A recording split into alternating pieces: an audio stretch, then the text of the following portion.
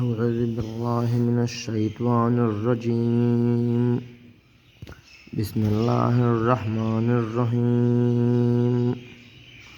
سبحانك لا علم لنا إلا ما علمتنا إنك أنت العليم الحكيم. رب اشرح لي صدري ويسر لي أمري واحلل عقدة من لساني يفقه قولي. خوږو مسلمانانو ورونو السلام علیکم. تاسو ته دا ښکاره ده چې نن زموږ په مسلمانانو کې د لا علمۍ په وجه یو خاص خبره مشهوره ده او موږ دا وایو چې که الله تعالی موږ لا په جنت کې هغه کمه درجه راکړه نو هغه به هم ډېره وي.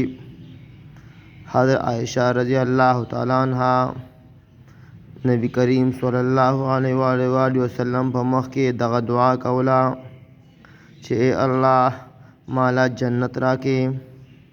نبی کریم صلی الله علیه و وسلم ورته وفرمایل چې دا دعا غواړه: اللهم انی اسألک الجنة الفردوس. ای الله مالا جنت الفردوس راکې.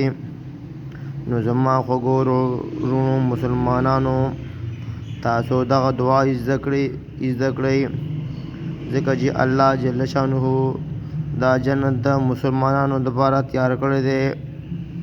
دا دعا یو ځل بیا واورئ: اللهم انی اسألک الجنة الفردوس. یا الله زتانا د جنت الفردوس سوال کوم. نو چې دغه دعا تاسو ته یاد وي د الله تعالی په در کې د هیڅ شي کمی نشته.